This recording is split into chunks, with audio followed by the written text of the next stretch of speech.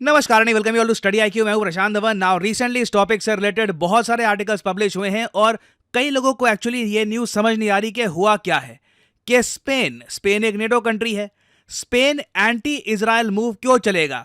Spain ने हाल ही में ये कहा कि एक कार्गो शिप थी, ये इंडिया के चेन्नई से जा रही थी इजराइल की तरफ। इजराइल का जो हाइफा पोर्ट है वहां पर जा रही थी और स्पेन के हिसाब से इस शिप में थे आर्म्स, मतलब के वेपन्स, और ये वेपन्स बेसिकली इंडिया भेज रहा है इजराइल को। मगर स्पेन ने कहा कि इस शिप को हमने पोर्ट कॉल देने से मना कर दिया। आगे यहां पे आप देख पाओगे लिखा है, Spain will not authorise calling of ships carrying weapons for Israel. Now ये जो स्टेटमेंट है भाई स्पेन बहुत अजीब है, क्योंकि यूजुअली इंटरनेशनल वाटर्स में जब एक शिप कॉल देती है डॉक के लिए तो कंट्रीज एक्सेप्ट कर लेती हैं। अब यहां पे आप कहोगे वेट, ये इसका मतलब क्या होता है पोर्ट कॉल देना?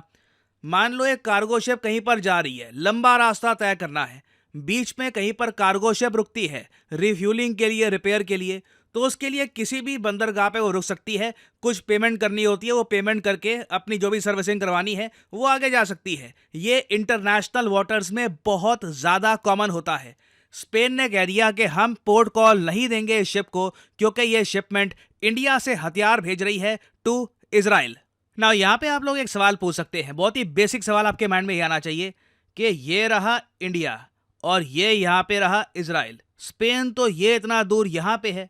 अगर मान लो कि एक शिप है भी, इस पर्टिकुलर केस में है, इसका नाम है मरीने डानिका।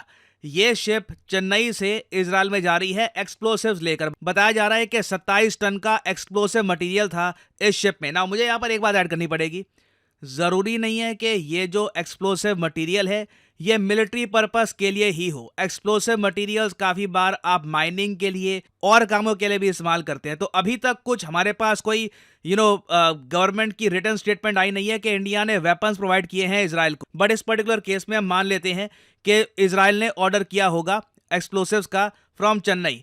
तो ये जो कार्गो शिप है सीधा यहाँ से तमिलनाडु से निकलकर सीधा गल्फ ऑफ एडन पार करके, रेड सी पार करके, इधर यहाँ पे जो सुएज कैनाल है ये पार करके इजराइल में क्यों नहीं गई?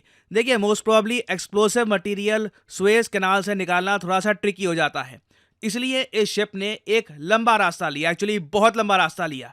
ये शिप सीधा यहाँ से निकलकर अफ्रीकन कॉन्टिनेंट को पार करके स्ट्रेट ऑफ जिब्राल्टर में एंट्री लेकर यहाँ पे फिर पूरा मेडिटेरेनियन पार करके इजराइल में जाने वाली थी। अब ऑब्वियसली देखिए, रास्ते में इस शिप को चाहिए थी रिफ्यूलिंग, क्योंकि एक बहुत लंबा रास्ता तय करना है। तो जब इस शिप ने स्पेन को कहा कि हम कुछ समय के लिए आपके पोर्ट में रुकना चाहते हैं, एक पोर्ट कॉल हम दे रहे हैं, स्पेन ने पूछा कि अच्छा इस कार्गो शिप में है क्या? जवाब में इनको ये मिला कि देखिए एक्सप्लोसिव्स हैं, चेन्नई से जा रहे हैं यहाँ पे इजराइल में। स्पेन ने कहा कि नो, इनका यहां पर सीधा एक कहना था कि मिडल ईस्ट में ऑलरेडी बहुत सारे वेपन्स हैं, the Middle East does not need more weapons, it needs peace, और इन्होंने इस शिप को डॉक करने से मना कर दिया। और अगर यहां पे आपका सवाल यह है कि क्या जो इंडिया वाली ही एक शिप है इसको ही ब्लॉक किया इन लोगों ने, या फिर इनकी नीति सी बन गई है कि इजराइल तक हथियार ये लोग नहीं पहुंचे देंगे, तो देखो ये लोग एक नीति बनाकर बैठ गए हैं।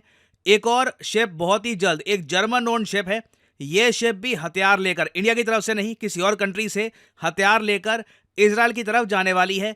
और स्पेन में इनके पार्लियामेंट में आज के समय डिबेट हो रहा है कि इस शिप को भी ब्लॉक कर दो, इस शिप को भी इजराइल तक पहुंचने मत देना। अब यहां पे आप कहोगे स्पेन को क्या इजराइल से इतनी नफरत है?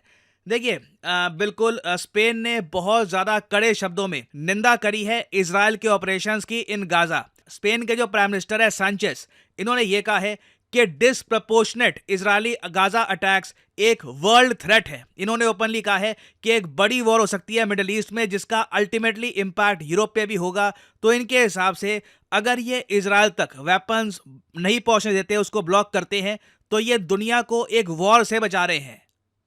और ऐसा नहीं है कि ये काम बस स्पेन अपने पोर्ट से कर रहा है। आप जान के हैरान होंगे, स्पेनिश जो यूनिवर्सिटीज़ हैं इन्होंने इजरायली इंस्टीट्यूशंस के साथ अपने सारे एकेडमिक रिलेशंस तोड़ दिए हैं, ये कहकर कि Israel is not committed to peace, और इजराइल जैसे कंट्री के साथ स्पेन किसी भी टाइप के एकेडमिक रिलेशंस भी रखना नहीं चाहता।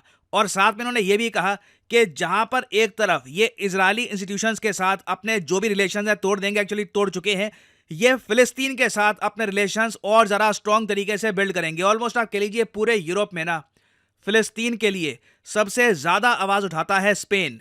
अब ऑब्वियसली यहाँ पे आपका एक सवाल आएगा कि स्पेन की ऐसी नीति है, ये हमको पता ही नहीं था, तो इजराइल बिल्कुल चुप बैठा है, इजराइल ने कुछ किया नहीं इसके बारे में। ऑब्वियसली इजराइल करेगा, बहुत ज़्यादा प्रोएक्टिव कंट्री है। उन्होंने दिसंबर 2023 में ही, जब इनिशियली संकेत मिलने शुरू हो गए थे कि स्पेन के प्रधानमंत्री पेड्रो सांचेस बहुत बड़े सपोर्टर हैं फिलिस्तीन के, मतलब इजराइल को कहीं से भी ये पसंद नहीं करते। इनकी जो स्टेटमेंट्स है, मैं बहुत सारी अगर आपको दिखाऊंगा ना, आपको लगेगा शायद दुनिया में स्पेन से बड़ा सपोर्टर फिलिस्तीन का है नहीं। मतलब जिस तरीके से स्टेटमेंट देते हैं इजराइल के अगेंस्ट। तो इजराइल ने 2023 के दिसंबर महीने में ही अपना जो राजदूत है टू स्पेन, अपना जो एम्बेसडर है, ये रिकॉल कर लिया था और ये भी कहा था कि पेड्रो सांचेस की जो स्टेटमेंट्स हैं बहुत ज़रा गलत हैं, ये रियलिटी जो है गाजा और इजराइल की ये समझ नहीं पा रहे। नाउ अगेन डिपेंड करता है कि यहाँ पे आप किसका समर्थन करते हैं। एक्चुअली मैं यहाँ पे जानना चाहूँगा आपके हिसाब से, कमेंट सेक्शन में लिखना, आपके हिसाब से सच कौन कह रहा है, सही बात कौन कह रहा है, स्पेन या फिर Israel? I want to know your opinion in the comment section below. और मैं अब उम्मीद करता हूं कि इस एक्सप्लेनेशन के बाद आप समझ गए होंगे कि हुआ क्या है। ऑल्दो आप अगर हेडलाइंस पढ़ोगे तो वहां पे ये लिखा होता है, भारत से हथियार लेकर इजराइल जा रहे जहाज को स्पेन ने नहीं दी रुकने की अनुमति। ऐसा नहीं है कि स्पेन एंटी इंडिया हो चुका है। जैसे मैंने आपको बताया, बहुत ही जल्द एक जर्मन ओन्ड शिप भी है, वो भी बहुत ही जल्द स्ट्रेट ऑफ जिब्राल्टर को क्रॉस करके इजराइल तक जाने की कोशिश करेगी। स्पेन मोस्ट प्रोबब्ली उसको भी ब्लॉक करने वाला है। तो ये स्पेन की एक नीति है, इंडिया के अगेंस्ट नहीं है ये लोग। स्पेन इंडिया का आप कह लीजिए यूरोप में फ्रेंड ही है, अच्छे रिलेशन है हमारे स्पेन के साथ। बट इजराइल एक बोन ऑफ कंटेंशन है और आने वाले समय में आप देखोगे स्पेन और इजराइल के रिलेशंस लगातार गिरते रहेंगे। और फाइनली यहाँ पे मैं आपसे पूछूंगा एक क्वेश्चन जिसका आंसर आप सब लोग करोगे कमेंट सेक्शन में। क्वेश्चन यहाँ पर यह है कि हाल ही में किस कंट्री ने रिवील किया है दुनिया का पहला 6G डिवाइस? जी हाँ, 6G डिवाइस आ चुके हैं। 5G से 20 गुना ज्यादा स्पीड है इसकी। बताइए किस कंट्री ने अनवील किया है दुनिया का पहला 6G डिवाइस? ये है यहाँ पे आपकी ऑप्शंस, जापान, चाइना, यूएसए या फिर इंडिया।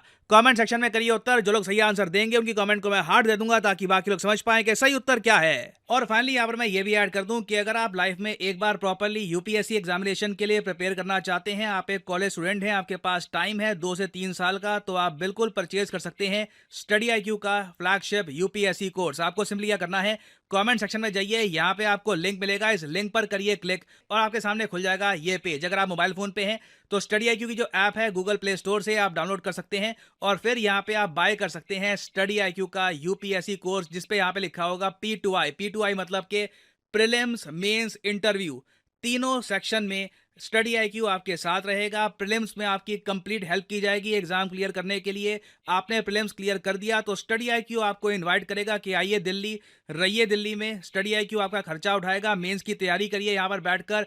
इंटरव्यू में भी स्टडी आईक्यू हेल्प करेगा। रिसेंटली आपने देखा होगा हमने बहुत सारी टेस्टिमोनियल वीडियोस भी करी है अपलोड। तो ये सब कुछ आपको मिलता है स्टडी आईक्यू के इस कोर्स में। और इस कोर्स की जो वैलिडिटी है ये 30 महीने की आपको दिख रही होगी। और जो प्राइस यहाँ पे आपको दिख रहा है ना, ये पे करने की जरूरत नहीं है। सिंपली यहाँ पर कोड यूज करिए PD10 and the prices will start following. आपको और कोड भी यहाँ पर दिख रहे होंगे, ये कोड आप अप्लाई करेंगे तो आपको मैक्सिमम डिस्काउंट नहीं मिलेगा। To get the maximum discount possible use the code PD10 और प्राइसेस बहुत ज्यादा गिर जाएंगे। सो इसी नोट के साथ यह है वीडियो का अंत। Thank you for listening and as always may the gods watch over you.